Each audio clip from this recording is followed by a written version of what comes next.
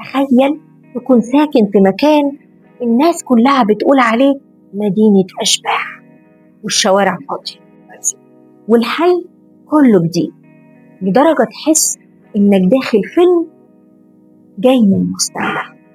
يا جماعة، لو رجعنا شوية بالزمن، القاهرة نفسها زمان كانت مختلفة خالص. اللي ساكن في مصر الجديدة كان حاسس نفسه في باريس، اللي في الزمالك حاسس إنه في لندن، واللي في وسط البلد دول كانوا عايشين الفيلم كله.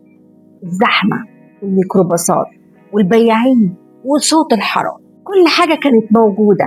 بس مع مرور الوقت القاهرة بقت خانقة، الزحمة زادت، الشوارع بقت مليانة عربيات كأنها علب سردين، والناس بتدافع في المترو والميكروباصات.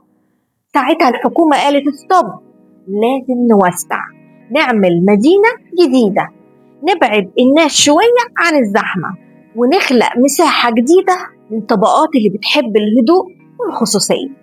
وهنا كانت ولادة التجمع الخامس، فكرة المدينة الجديدة اللي هتغير شكل القاهرة للأبد. القصة بدأت أوائل التسعينات، لما هيئة المجتمعات العمرانية الجديدة أعلنت إحنا محتاجين نخف الضغط عن القاهرة ونعمل مكان مرتب وشيك وفيه خدمات حديثة يرضي الناس اللي مش عايزة العياط وسط الزحمة. كده اتعمل مشروع القاهرة الجديدة، وفي قلبه التجمع الخامس. الغرض كان واضح، الشوارع واسعة تمشي فيها كأنك في شارع أوروبي، مناطق الفلل بعيدة عن زحمة العمارات منخفضة الارتفاع علشان المنظر يبقى منسق، خدمات تعليمية وصحية وترفيهية كلها موجودة على بعد خطوات. بس طبعا المصريين لما شافوا الشوارع الفاضية، الترند الأول كان دي مدينة أشباح، مين هيسكن هنا؟ واللي ساكن فيها كان بيتسفى عليه، انت ساكن في الصحراء يا عم. التجمع الخامس منقسم لمناطق زي النرجس والبنفسج واللوتس وجنوب الأكاديمية وبيت الوطن، وكل تقسيم له سبب. تنظيم عمراني يمنع أي فوضى، مفيش عمارات 12 دور جنب فيلل، القانون بيحدد ارتفاعات العمارات وبيعطي مساحة محترمة لكل فيلا.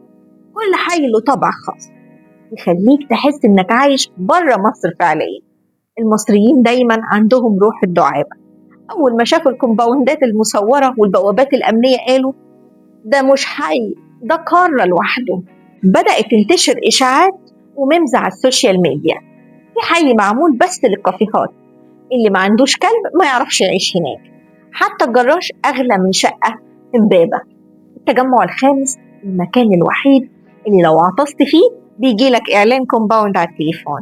يبقى السؤال الكبير، التجمع اتعمل عشان يخف الزحمة عن القاهرة، بس هل فعلا الناس هتهرب من الزحمة ولا الزحمة هتروح وراهم لحد التجمع؟ تابعونا في الحلقة الجاية، هنسافر لأول منطقة اتعمرت في التجمع الخامس، ونعرف ليه الناس سمتها مستوطنة الفيلات، واللي لحد دلوقتي ليها طابع خاص جدا في قلب القاهرة الجديدة. بس يا ترى أول منطقة اتبنت هناك ليه اتسمت بمستوطنة الفيلات؟